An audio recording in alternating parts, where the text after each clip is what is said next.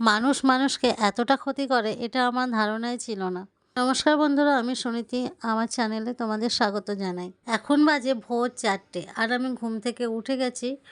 ঘুম থেকে উঠে একটু জল খেয়ে নিয়ে লেগে পড়বো আমার কাজে। কেন কি আমার মেয়ের এখন স্কুল শুরু হয়ে গেছে, আর যেহেতু ওর 7টা থেকে স্কুল, সেই জন্য আমাকে 4টে থেকে উঠতে হয়। আর এই দিকে দেখো কতটা অন্ধকার। এখন আমি যে জানলাটা খুলছি মনে হচ্ছে ভয় ভয় করছে মনের ভিতরে। দেখো, তবুও বাইরে থেকে এতটা সুন্দর হাওয়া আসছিল, তাই জন্য জানলাটা খুলেই দিলাম। আমাদের জানো তো গ্যাসের সমস্যা। নতুন গ্যাস করার জন্য কাগজপত্র সব জমা দিতে হবে, তারপর আবার নতুন গ্যাস পাবো। এই জন্য সকালবেলা উঠে ভাত আর মেয়ে যে টিফিনে নিয়ে যাবে সেগুলো আমাকে বানাতে হয়। শুধুমাত্র ইন্ডাকশানে করব, তার জন্য আমাকে একটু আগে থেকে উঠতে হয়।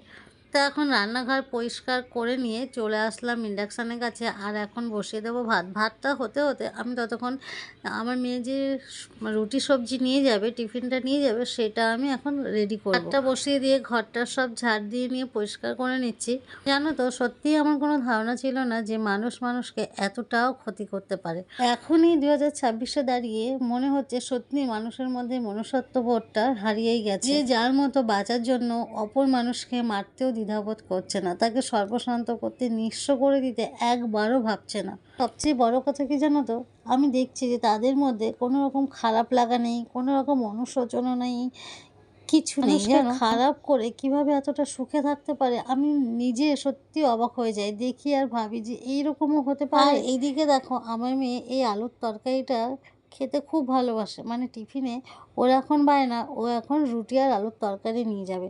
আর সেই জন্য এদিকে আটাও মেখে নিচ্ছি আর তরকারিটাও ওদিকে বসিয়ে দিচ্ছি। এদিকে একদিকে তরকারি হবে, একদিকে রুটি হবে। হ্যাঁ, তো আমি দেখছি যারা আমাদেরকে খারাপ করেছে, আমার হাজব্যান্ডের সঙ্গে এতটা খারাপ করেছে, তারা বুক চিতিয়ে হেঁটে বেড়াচ্ছে, বুক চিতিয়ে ঘুরে বেড়াচ্ছে। এদের মধ্যে কোনো রকম লজ্জা শরম বা কোনো রকম খারাপ লাগা একদমই নেই। কাজ করতে করতে একটু মনে হলো না একটু বাইরের দৃশ্যটা দেখি। তো 5 মিনিট ওখানে জানলা দিয়ে বাইরের দৃশ্য দেখছিলাম। আর সকালবেলা যে পাখির ডাক শুনতে এতটা ভালো লাগছিল, সেটাই 5 মিনিট ধরে উপভোগ করলাম। আর তারপর এই যে